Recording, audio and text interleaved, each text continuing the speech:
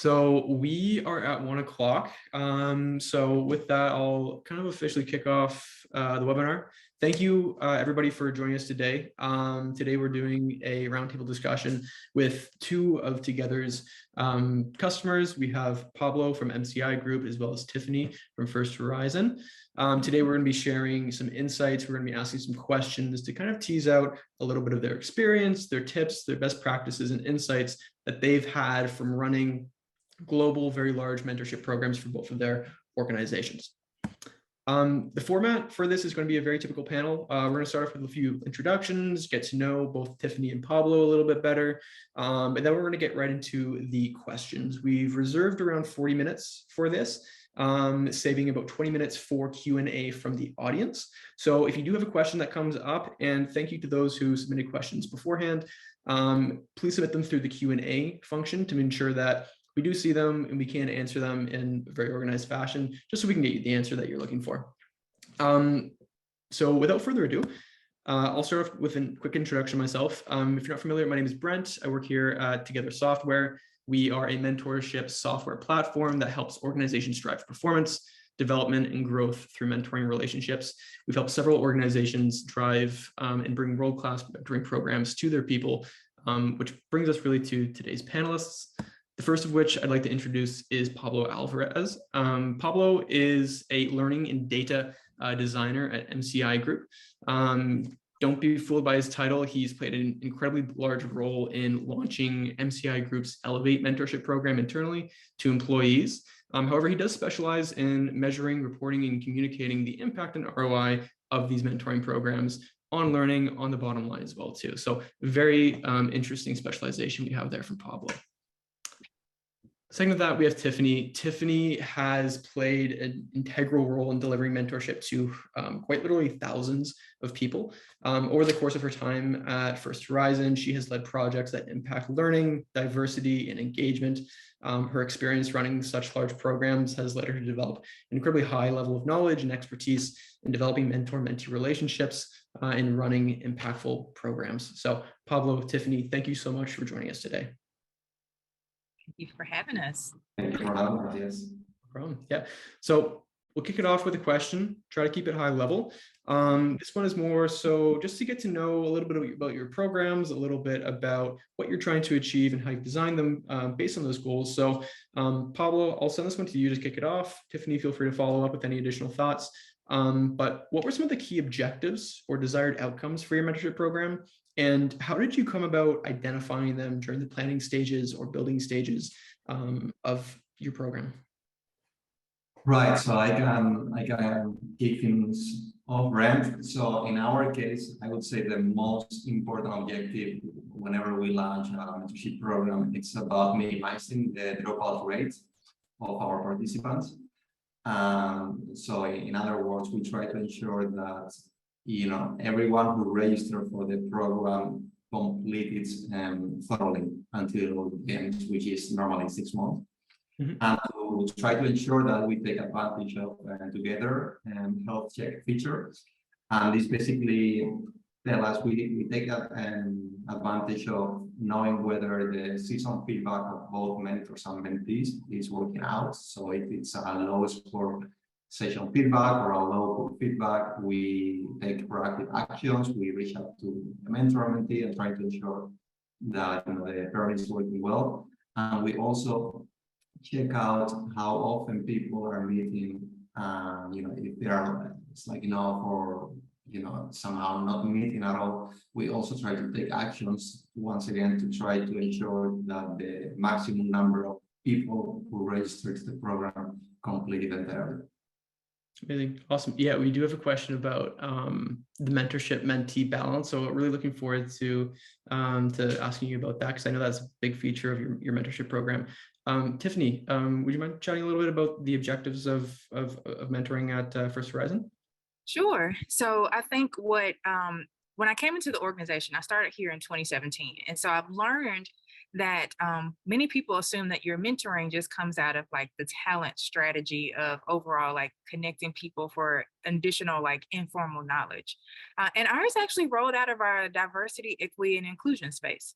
And so it helps us to think about the associate like full life cycle, right? Like you can join our program from day one. We rarely have people that join day one, but you could.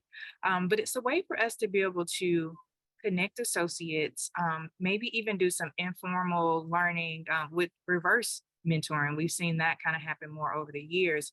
But ultimately, we want individuals across our large footprint to connect. If you're moving in a particular space and you think, oh, like me, I'm in a back office support role. And I think one day I would love to be in a customer facing role. The mentoring program is ultimately where you would get the opportunity to meet people that are maybe not even physically located in the same city that you're in, but are in a very different part of the organization. And so overall, we want the program to hit a particular number of connections, right? Because we know that connectedness is why people stay in your organization. And it really helps us with retention. But it also helps us grow a associate base that just is really knowledgeable. There's people like me that are super nerdy. I know a little bit about a lot of jobs, which allows me to speak to what our organization offers our clients and customers, and then what I can offer associates who are interested in even coming to the organization from somewhere else. Amazing. Awesome. That's a perfect answer because it sets us up perfectly for the next question, which Tiffany is directed at you. We know that you expanded First Horizons programs to include an always-on Evergreen model, which differs from the time-bound cohort model, which other programs use. What inspired that change, and also what impact did this have on mentorship within the company? Yeah. So when I inherited the program, we had an August to July year, which was really confusing for a lot of people. And I'll be honest, it was confusing for me. And I was like, do I register in July and start in August? Or is this done in June?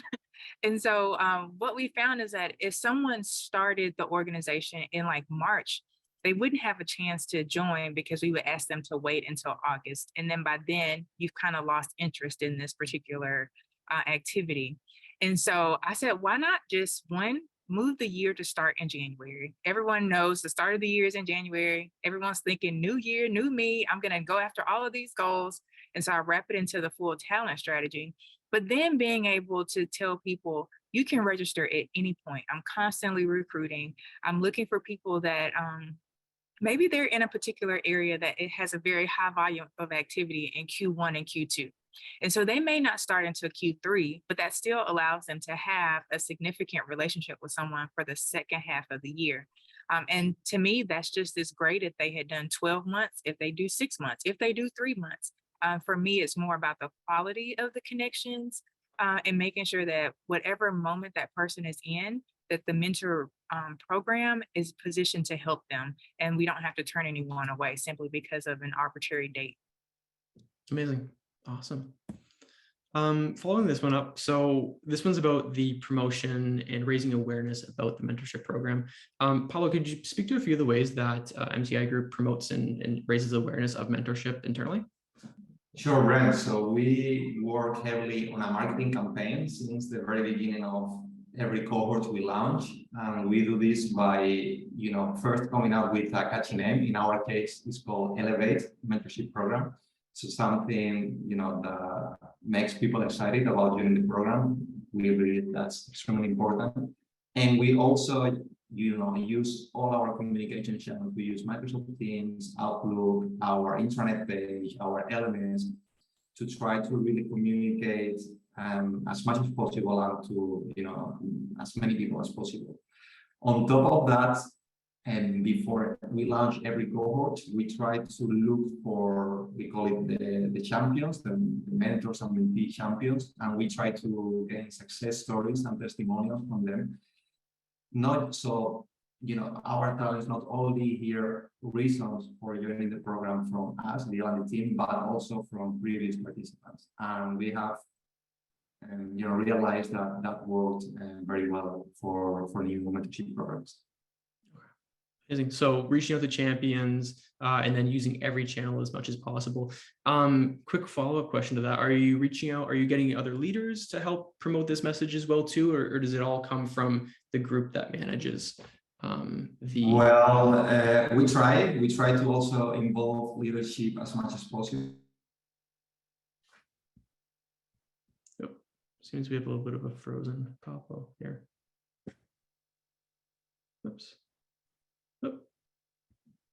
It seems like Pablo's frozen. Uh-oh. While we're waiting on Pablo, I can talk a little bit about how we promote ours each year. And so kind of at the start of the year, it is part of performance management unofficially. So as we have associates start thinking about their goals, the campaign for mentoring kicks off as well. And we say, like, a mentor would be a great way for you to meet those goals. Go ahead and partner now. You can work together throughout the year. We also have we use standard corporate communications. We use a number of associate councils also as a way to kind of use the ambassador strategy that Pablo mentioned. And so we have our diversity, equity, and inclusion council, which I act in a liaison kind of role to making sure that group knows. Our company currently has 20 associate resource groups, and those associates sit on the council. And so as I provide them updates on the different campaigns we're running, they create communications in which they send it to their members and their leadership, and that spread. Not to mention our leadership team is 100% behind this program. And so very often, if I have not reached out to them yet, they have reached out to me to say, hey, I told my team mentoring starts soon. Can you go ahead and send me the information? And then we may come to their team meetings. I go on what I call like a virtual roadshow. And probably for the first 2 weeks in February, I'm on some team or functional area or associate resource group call talking about the program, its benefits, and just the ease of use that the system has. And it really is what is guiding people to feel like, oh, this is something I can do, and it's accessible for everyone, regardless of your level within the organization. Amazing. Now, you mentioned having senior leadership buy-in. This is a topic that comes up often. Have you ever faced or been in a position where you've had to get senior leadership buy-in where you didn't have it previously? So I have been very lucky where they're just waiting to connect with associates. So I don't always have a level of resistance there, but I'll say with our executive leaders, because they're so involved, they're very much an organization where I sit in the building with our CEO and president, and I could ride the elevator up with him any given day. But with that, because they're so involved and they're moving about, sometimes time doesn't allow them. And so I will have some that will say, if you'll allow me to get through this particular time, then I will be able to join. And then I can also spend some time working to even find you maybe an alternative. So maybe we count our associates in levels. So the executive level is 1. And so they may say, maybe I can offer you 2 people at level 2 and 3 who are still in executive roles, but may have larger capacity to be able to assist. Amazing. Nice. It seems like a common theme is between both of the promotion is sharing the success stories of the mentors. That seems like a very common theme. One tip I have, if anyone's in a position where they don't have mentorship or they don't have existing mentors within the company that have driven impact, share the benefits of it. We have several stories. We have stories documenting both, I believe, Tiffany's programs as well as Pablo's programs at MCI Group as well too. So share these out. They're fantastic resources for creating awareness about the impacts of mentorship. Amazing. So this one is coming up. Tiffany, I'll let you kick this one off. With regards to how you select the mentees and mentors for your program, you mentioned an Evergreen. Anyone can come in at any point in time. Can you tell us a little bit about that? Yes. And so as a part of our new hire orientation, which we like to call newcomer celebration. So we try to make it literally like a official party. It's even promoted there. So from the time that you talk to someone in talent acquisition, they're letting you know about the program till you come to newcomer celebration. And we're reminding you that this is a benefit, which means it's open to everyone no matter how long you've been with the organization. With mentees, while I allow everyone to register, I may do a shorter orientation with someone who just entered the organization and say, hey, this program is going to be great for you development wise, but also be mindful that you need to know a little bit about your role. And so that way you can come to your meetings and you'll have very specific scenarios and questions you can ask your mentor. Our mentors, we have just an amazing pool of potential mentors. And you don't have to be in a particular level. I have someone that may not be in a leadership role, meaning they don't have a direct report, and they may join the program. I myself, I don't manage a team, but I have had a mentee every year that we've launched this program since I've been here, simply because I may have a bit of knowledge in what it's like to move laterally, or if you're in an individual contributor role, how do you still bring value? And so we make sure that our mentors and mentees are aware that there's value in their experiences. We make sure that they have the tools that they need so they feel comfortable in it. And then we may even work with some to even think about if this is a good time for mentorship for them, and to say, like, maybe this is not the best time because of some commitments that you have, but let's think about when it would be great for you to jump in. And then once they're available to, because of capacity or whatever reason, then the registration, they either maybe they paused it or they haven't completed, but we go ahead and get them moving and into the program as quickly as possible. Amazing. We had a question come in through the chat here, and it's, do you have criteria for mentors and mentees? And I think they're mainly referencing between the different roles of who becomes a mentor and who becomes a mentee. I think that's a great question for, I think, both Pablo and Tiffany. And from our side, yes, we definitely have criteria. We have criteria since we are a global organization, and the mentorship program is open to everyone, regardless of your job role, nationality, language, etc. We have criteria for language. We have criteria for time zone, so no more than, I believe, 6 hours time difference. And language, it has to be either the first or second language option selected by the person. Also, years of experience. So I believe right now mentors and mentees can have more years of experience than mentors. So that's another criteria. And yeah, I believe those are the main 3 ones: years of experience, language, and so on. Tiffany, any builds on that? Yeah, I will say, because of our industry, so there are so many of us that did not come from banking. So I have almost 20 years experience in other industries, and then came into banking. And so I try not to lean too much into like your years of time with the organization as a hard and fast rule around who can be a mentee and who can be a mentor. But I do try to work around the parameters of, we want our mentors to have significant experience in multiple areas. Because we know that our mentees can ask just all kinds of questions, and it just makes you feel more confident. And we simply say, we want you to act as a trusted guide. They're going to ask you about your experience. They want you to share some knowledge of maybe some of the rougher patches in your career. And you want you to be comfortable with that. And our mentees, we want them to have a little bit of footing in what they're doing day to day already, so that they come prepared into the session.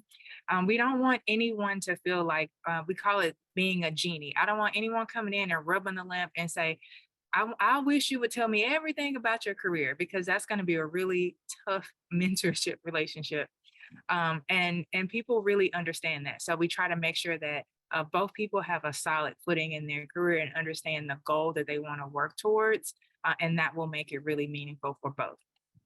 Amazing. Awesome. So Pablo, we have a question for you, and this has come up in some of our previous conversations, and something that we've seen that's pretty unique to MCI Group's program. And in this, you've discussed the importance of having an evenly weighted pool of mentors and mentees in the program. So with that, can you just discuss the importance of this, as well as some recommendations on maybe how to achieve that balance, or that even weightedness? Right, absolutely, right. So based on our experience, we have already launched 2 cohorts, each one lasting 6 months. For each one of them, we have way more mentees than mentors, like, double, even more than double the number of mentors. So what we are thinking for the next cohort, which will launch in this July, we're gonna first open applications for mentors, and for 2 weeks. And after those 2 weeks, based on the number of mentors we have, we're gonna open applications for mentees, but only for the limited numbers of mentors that apply. That way, we're gonna try to ensure an even pool of mentors and mentees, and try to avoid let's say the issue we had in the past, which was like double numbers for mentees and mentors. Amazing. Tiffany, do you have you experienced the same problem where you have way too many mentees and just not enough mentors? Yes, this is the thing that keeps me up at night, right? Because one, it means that you have an organization of individuals that really want to grow, right? They want to invest. And I have worked in an organization before where just to get into the program, you had to meet all of these qualifications. I mean, like even myself, I was not able to go into the mentoring program at a previous organization because at that time I did not have a college degree, and I also did not manage a team. And so now we've removed all those barriers, which means everyone, and I say everyone, if for some reason the custodial staff came to me and asked could they be in the program, I would sign them up immediately. I do not turn anyone away. And so because of that, I am going to have more mentees and mentors. But what I love about the system is that it allows us to open up where mentors could take on more than one. Yep. Mentee, and that is very common here. I have a number of mentors that are known for having up to 5 and 6 mentees a year. There is a book, I believe, called Never Eat Lunch Alone. And so many of our executives have read that, and they literally have some kind of mentoring relationship with any given time with up to like 10 associates because they live by some of those principles. And so what we really try to do is make sure that through some of the great features in the system that we can kind of think of ways that relationships will wane out after so long. So maybe even shortening the amount of time. So someone that once could have only done one 12-month commitment could actually do 4 3-month commitments. And in that way, they're still helping us to connect 4 mentees as opposed to leaving those 3 just kind of waiting and say, well, maybe next year I'll get matched. Yeah. Amazing. I think that reverberates some of the advice. And another best practice that I think our customer success team has often told people is when signing up, mentees can often make great mentors. The role of being a mentor can often be a little daunting. However, everyone does have experience and they do have that value to bring to someone more junior than them. So that's great tips from both of you. So Tiffany, you've matched many people. Using Together software eases the time a little bit, but what sort of principles or truisms or best practices have you kind of found over time from making so many matches? Yeah, so I have become the official like corporate matchmaker around here. I tell the people all the time, like, you need to get into mentoring. But what was funny is that when we first moved into an online platform, I had to figure out how to sell it to the executives because I was asking for money, of course. But I said, this is going to be just like Match.com, except work appropriate. And they laughed at me. But now, anytime anyone mentions the program, that's what they talk about. And even in sharing how people match, it is very much so like the way that people date. And so when they fill out their questionnaires, I always say, you need to fill it out as if you are looking for your soulmate. And I tell them, of course, we're in HR, so I say, spend time filling out your questionnaire with a cup of coffee and not a cup of wine, because you want to make sure that you are being really thoughtful in your responses. Think about your experience, think about your goals, think about these things that you really want to match on a level with someone else with. And so with that, because the matches have been so successful, people trust the system. And so anytime someone comes up and they say, oh, well, I want to match with, person X, or they love to say, I would love to match with Brian, who's our CEO and president. And I say, wouldn't we all want to match with Brian? However, the system probably will say you're not a good match for Brian. And let's see what the system says. And it may think of things around tenure. Even when you think about someone who's in an executive level and they've been in that role for 10, 15 years, will struggle to relate to someone who's an individual contributor and customer facing, right? Because the role is so different. And so we try to find someone who's right in the middle, who makes more of that connection for an associate. We also tell people that this is not a match that has to last forever. Sometimes we have people that just really struggle with the match process. And I'll tell you one of the things I've learned about how different men and women are. And I try to share this in every possible scenario because there's a huge difference in how your mentee pool is connected to your mentors based on their behaviors. So men, just like in dating, they go out with a lot of different ladies, maybe sometimes multiples at one time. They're okay with that. And that's fine. Women sometimes think a little too long in the process. They think, okay, well, I've got to read through this. They go and they check their LinkedIn's. They go and they look for them on the intranet site. They ask somebody about them. By the time they have keyed in on that one person in their list, they've already been taken in the system, right? And it's because women just spend a little bit more time because they're thinking really, really long term. Men are sometimes thinking, what can I learn right now? And then I'll move to the next, and I'll move to the next, and I'll move to the next. And we've seen it in data over and over again. If you see that behavior in your organization, if you find that your mentee pool is full largely of women, take some time and say, think of it as just like you're going on a coffee date. You don't have to get married. You're just going on a coffee date. Go on one session and see if it works for you. And I often find that that is the best set of kind of criteria to give particular people that just struggle with that commitment. And even the system just has so many different options that will help you kind of move yourself through that. And we have fun with it, right? Like I say, okay, am I your matchmaker today? Am I your therapist? Let's talk through it. Or you got some commitment issues, or are you that person that's, you want to know all your options? And we're able to match people really consistently, just kind of personalizing it and having fun with it and not making it feel like their career hangs in the balance on if they choose the perfect mentor this year. Yeah. No, so it sounds like a lot of it is actually not so much about making the perfect match, but coaching people on how to go about making a submission or a short list of mentors to actually, work with. Amazing. Pablo, any additional thoughts on that? Anything that you've learned over your time working with Elevate? So yeah, we run the selection process differently. Our selection process consists of two different steps. Step one, we let Together Software do the selection by the algorithm. Yep. And after that, our team meets and we go over the, let's say, not every individual pairing, but let's say we look at the most senior people that are mentors. And we somehow use our human approach to see whether that pairing somehow makes sense.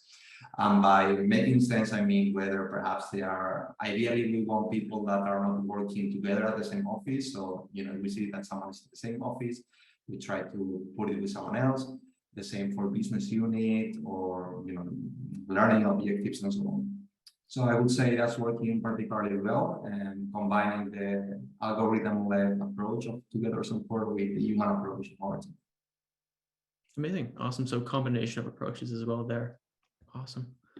Oops. So we've had this question. I've seen it pop up in, I think, the chat as well, the Q&A. So how do you approach training and supporting mentees and mentors in your respective programs to ensure that they're well equipped to actually navigate that mentor-mentee relationship? Pablo, did you want to take this one first?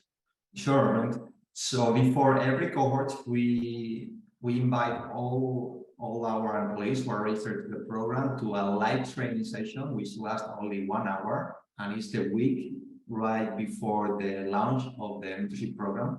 And we have 2 live training sessions, one only for mentees, another one only for mentors. And during this session, we really make sure that first mentors and mentees really understand what mentorship is and what is not.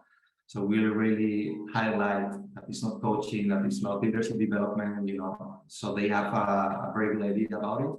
We also, try to instruct them the best way we can about how to get the most out of the mentorship program and throughout 6 months that last.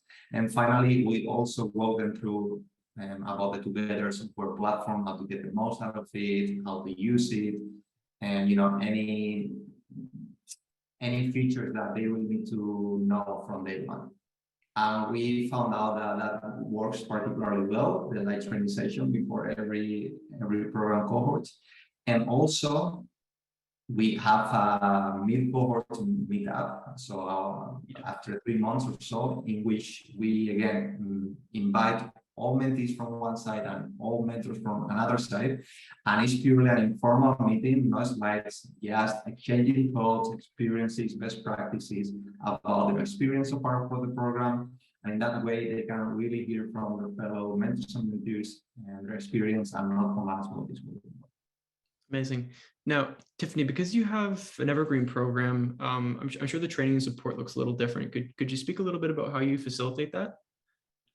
Yes, so we have a company intranet site, and I have a static page that's always there. I'm putting in updates, and it sets the stage for what our mentoring program is and what it really specifically is not, right? We say it's not a sponsorship program, it's not a guarantee of promotion or compensation, so that we are able to differentiate ourselves from maybe other programs they've been a part of. But within that site, there's so many resources, not to mention that the Together site has a number of resources that really help mentors and mentees better understand how the relationship will work. And what I love is that they can register to get access to the resources before they have to jump in. So they've got a little bit of what I say study time. Also, at the start of the year when we launched the program, I do a series called Mentoring Mondays. And so if I'm not mistaken, I think either January or February is National Mentoring Month. And so that's how we came up with the Mentoring Monday series.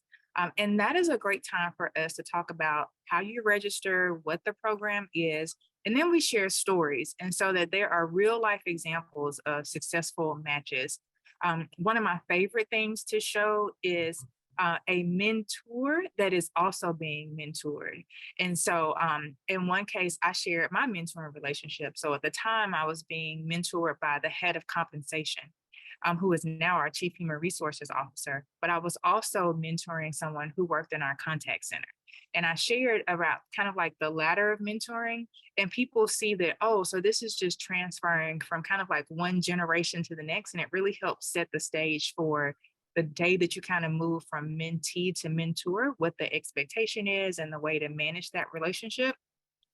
And I think the thing that really helps sometimes is just having a dedicated mailbox where people can send their questions.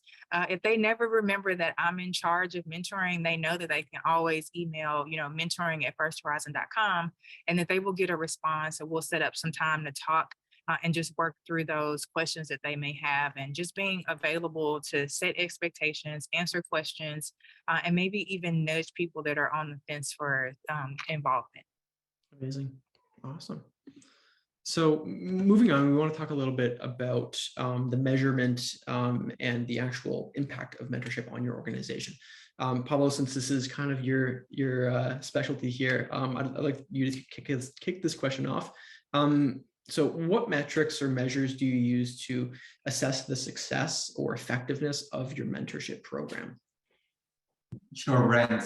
So I have my notes here to answer this question, and specifically when it comes to quantitative measures, or basically numbers, we take into consideration the ratio of successful pairings after the program. So how many people we initially register finish it. We also take into consideration the average mentee and mentor feedback. That is a score from 1 to 4. And we also, compare it to the benchmark provided by Together. And we also look at the time invested by mentors and mentees on completed session and average duration per session. So we've realized that normally, it's around 30 minutes per session to 45, which is quite well if you think in 6 month time.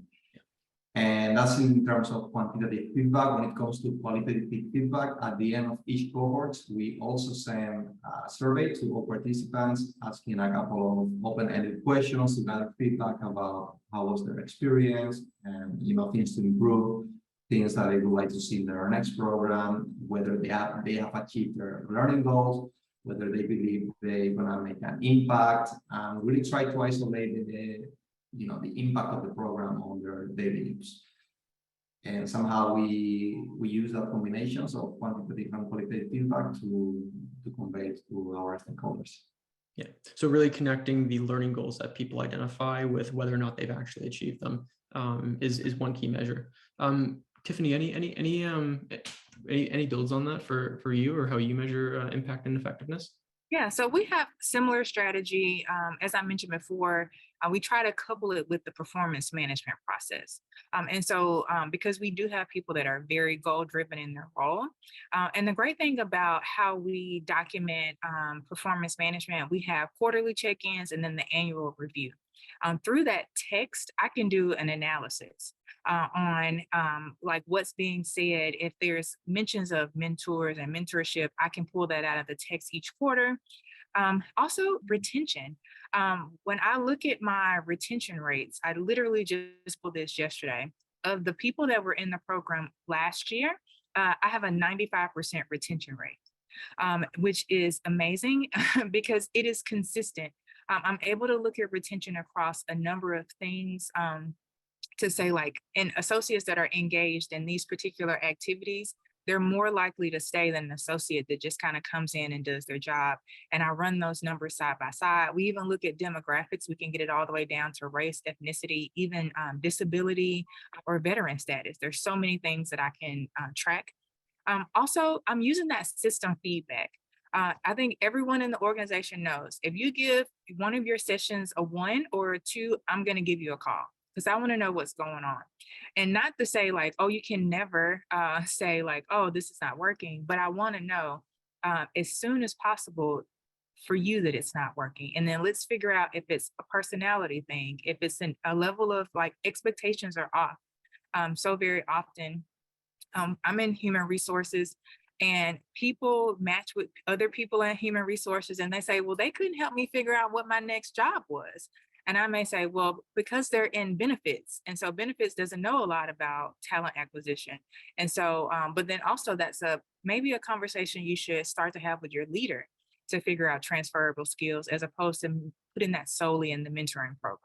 And so we have a lot of conversations around that to be able to help associates align satisfaction with the match. And really, how are we measuring that success just through some of even the surveys that we send out to ask them, do you feel connected? Are you having informal development opportunities? Is this program beneficial to you? Amazing. Awesome. We are coming up on, or just about to come up on the audience Q&A section. So I want to be mindful of time. I'm not sure we're going to get through every single question. So I want to focus on some of the valuable ones here. And again, I want to hit on, Pablo, a little bit on your specialty because it's learning and design. I'd like to ask you, how do you communicate the impact and success of your mentorship program to key stakeholders, people who their support hinges on you actually having a mentorship program? What strategies have you found effective in order to communicate this impact to them? Right. So, this is the 1 million question, right? And based on our experience, we realized that, having compelling visuals, putting a slide deck together with testimonials from people who participated really resonate with the higher ups of our organization. So they are of course extremely busy, heavy workload. So we try to craft a digestible slide deck summarizing the key metrics from every program we launch, together with qualitative feedback from participants, and also link it to the big picture impact of our organization. So something like Tiffany mentioned, like retention or employee satisfaction, employee engagement. How is that supporting, the long vision of our company? Amazing, awesome. moving on to some of a more higher level or cultural level of things. I'm curious to ask, what role does mentorship play in fostering a culture of continuous learning, continuous development, and ultimately, how does this culture contribute to even more important metrics such as employee engagement and employee retention? Tiffany, do you want to kick this one off? Yeah, so we have a really strong company culture here. Like it's even something that we invest in very largely. Part of my role involves me literally like flying to different parts of our organization to teach some culture shaping workshops. And one of those pillars of our culture for many, many years has been relationships. We also don't have a requirement for a degree at this organization. And I know people think, well, in banking, shouldn't everyone have a degree? You may need a degree in your role, but you also may just need some informal training. And that's a lot of what happens in our mentoring program.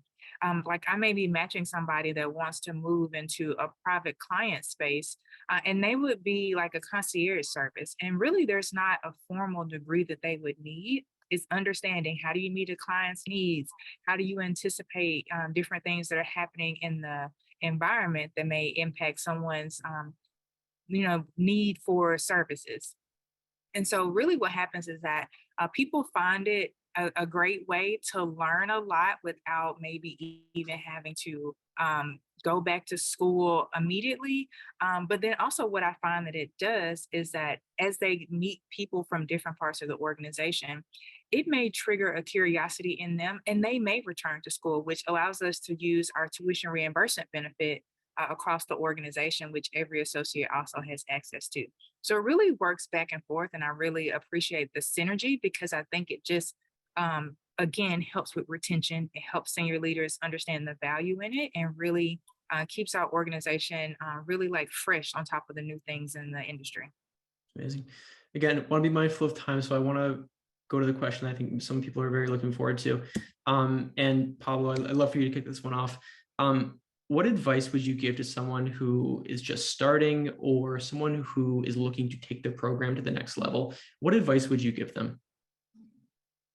Sure. So I would say it comes down, from our experience on three pillars. Pillar one is really having a clear picture and idea about what mentorship means to you and what do you expect from the program, and really set the expectations clearly from the very beginning.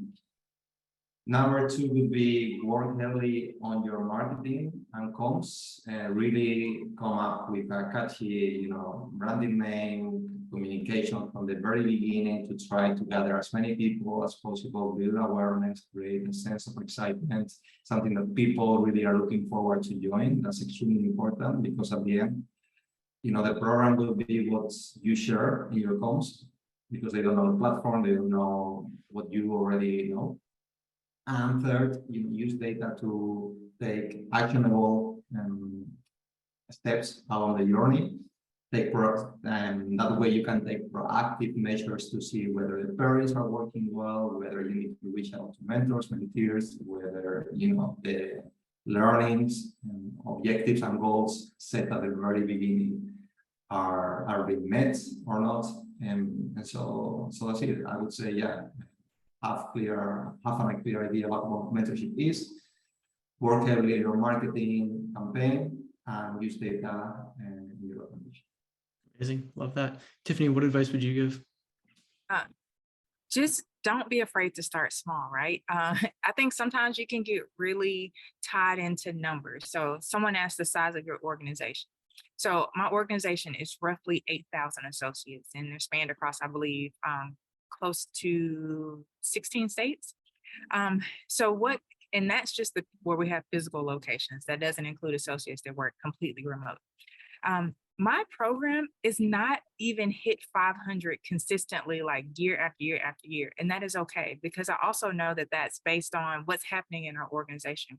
Maybe we're going through a merger, maybe we're going through an acquisition, or we're really focused on a particular strategy. And so everyone cannot join.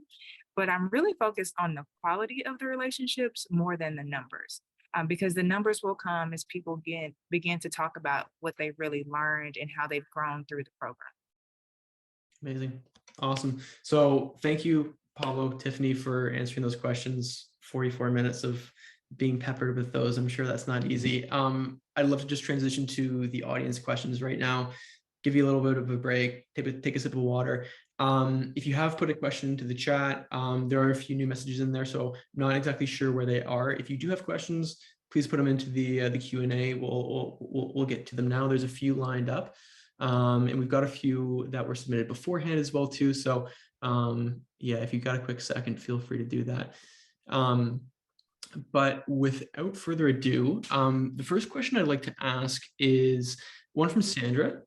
She's asked, how do you ensure mentors see this as a growth opportunity and not an obligation, especially in the C-suite level roles? I think we mentioned before, there's that dynamic where there's always more mentees than there are mentors. So what ways do you go about marketing or communicating towards mentors that this is a growth opportunity for them as well too? I guess, Tiffany, do you want to take a stab at that first? Sure. And you know what? If someone thinks it's a chore, maybe I don't want them in the program. I know I shouldn't say that, but but when you think about it, you have to have a passion for people, growing and developing someone. And it's a time commitment. So we request an hour a month. Depending on your workload, that hour is a lot. But most of mine are actually spending more time than that. I have to get on them about tracking their time in the system because it only shows me about 38 minutes per session. But I know people that are putting in 2 hours, 3-4 hours a month with their mentee and mentor. And so if you're not really passionate about it, maybe that's just how it is now. Once you build a passion for it and you'll jump in, it'll be great. But sometimes we just tell people it's okay if it's not for you. Or maybe just recommend someone that is a bit more excited about it, and we'll just kind of bring them in. And I think a little bit of what the group here has learned is it's okay if this is not the season for you. And they'll come back later on and say, okay, now I'm in a better position and I really can be excited about this. Pablo, any additional thoughts on how to keep mentors viewing this as a growth opportunity? Yes, so whenever we try to encourage mentors to sign up, we gather, like I said before, success stories and testimonials from mentors, and we really stress that mentorship is not a one-way street. It's it's something that both mentors and mentees grow and learn together. And we gather testimonials from mentors such as, being a mentor has helped me to lead my team on a more human way, and so on. And by doing that, they don't feel it's an obligation to sign up for the program. Amazing. Awesome.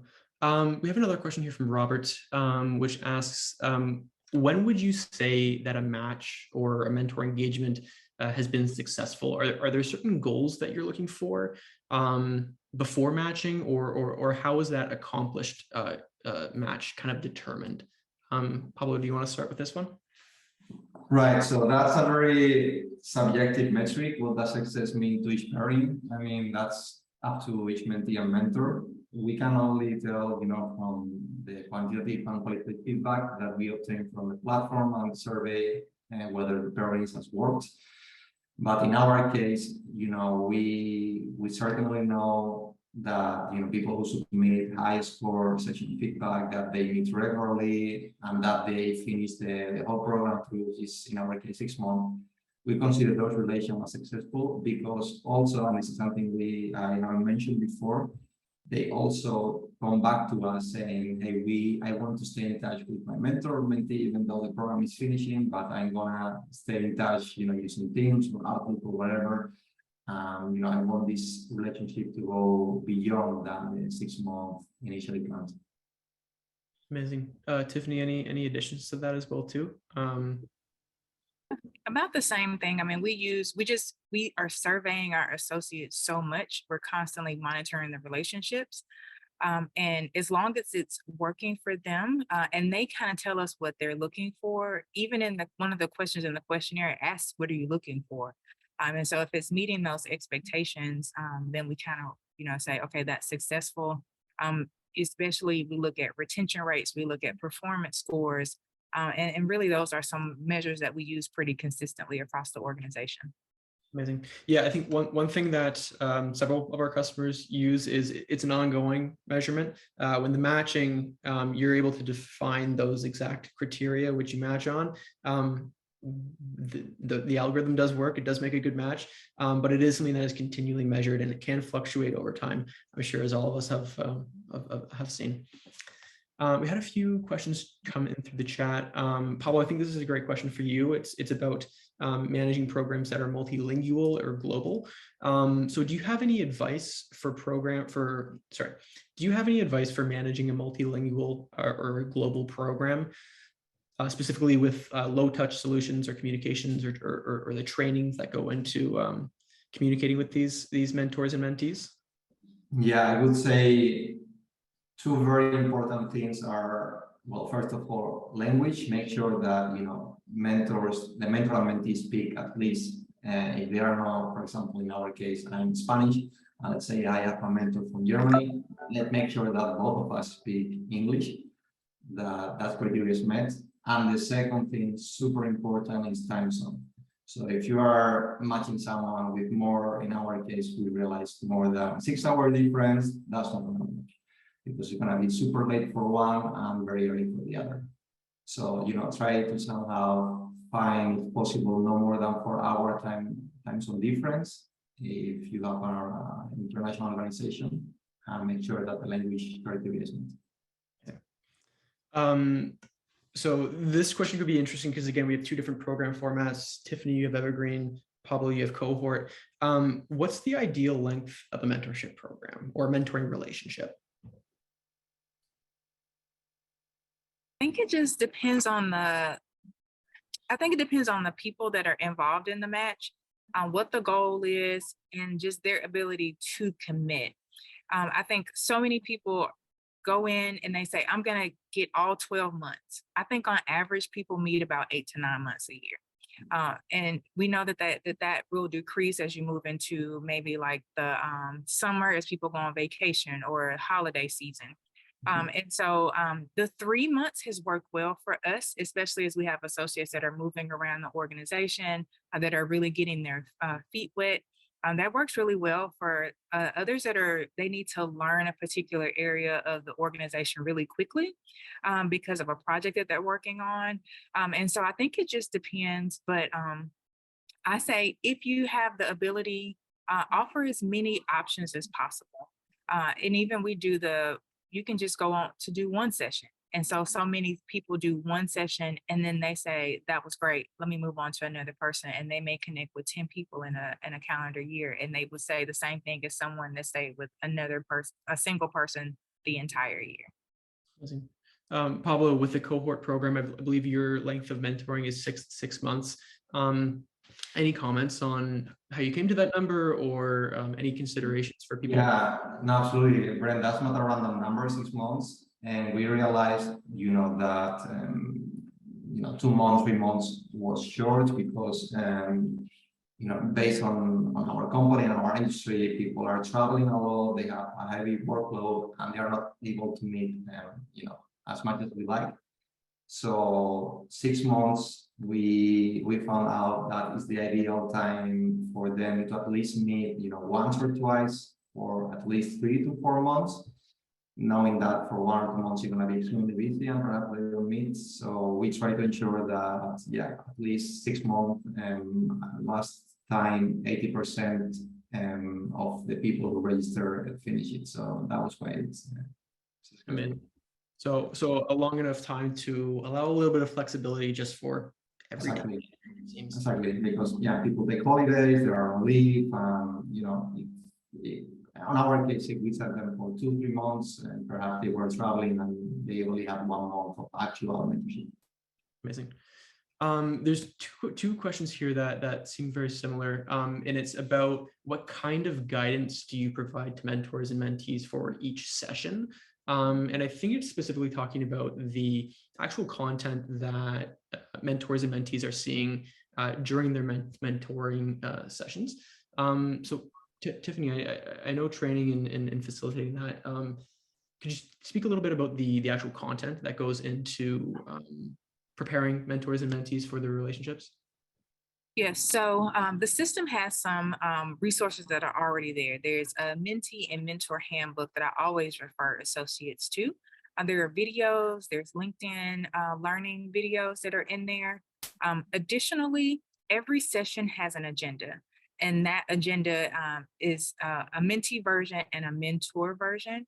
And then even in some of our cohorts that are slightly different, they may have a different focus. Those agendas are also tailored towards what they're working on or the focus of that group so that they're able to stay on track.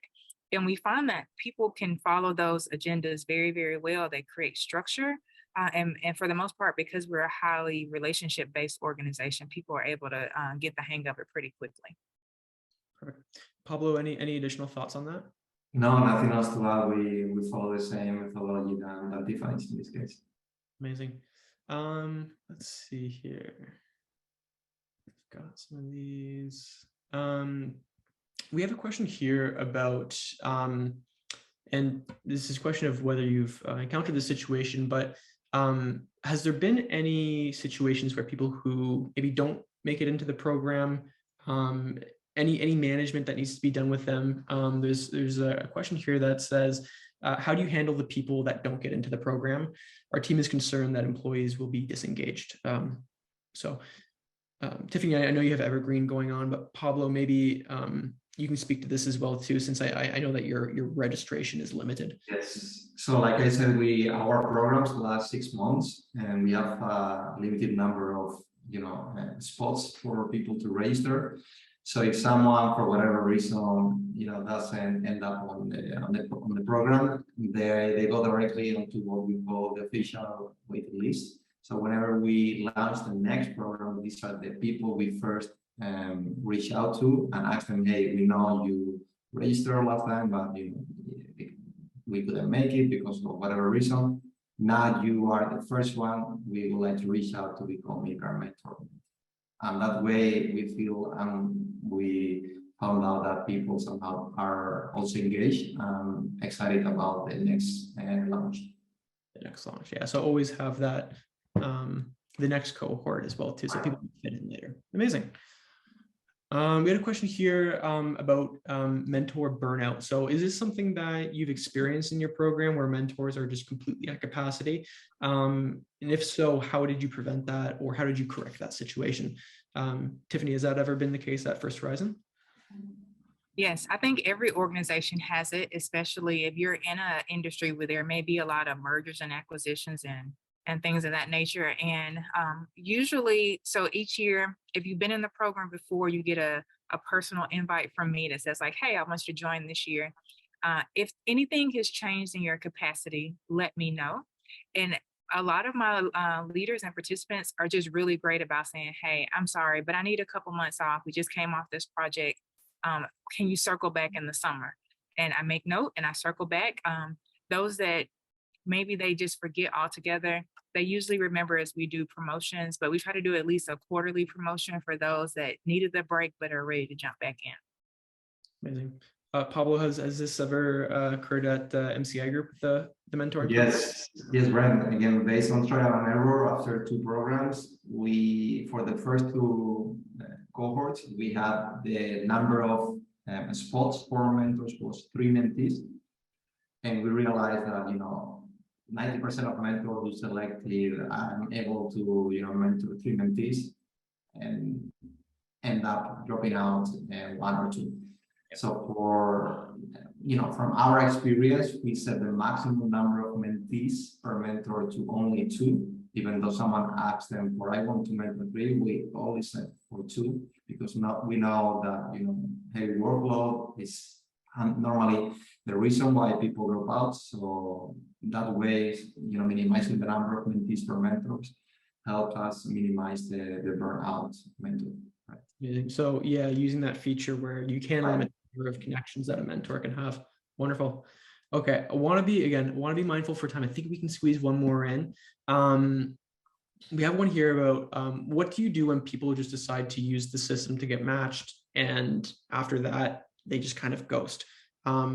They've had people not use the software but get matched. So what would you do for a disengaged mentor or mentee? Tiffany, do you want to take this one? Yeah, so we try to remind people to meet. And we can see that there's not activity, and I'll say this because also we're a financial institution, we have some limitations on some of the features that we can use. So our calendars can't integrate into the system. And so what people may use that feature and it automatically tracks, we just don't always have that consistency. And so one, it may just be reminding people, don't forget to go in and log your time so that we can get the reporting correctly. But then also if someone says, hey, I haven't heard from them in 3 months, we kind of give them some steps to work through to just say, hey, I just want to check in and see how things are going. Let me know if this is a good time. And for the most part, we can kind of do like a win back and get them into the re-engaged.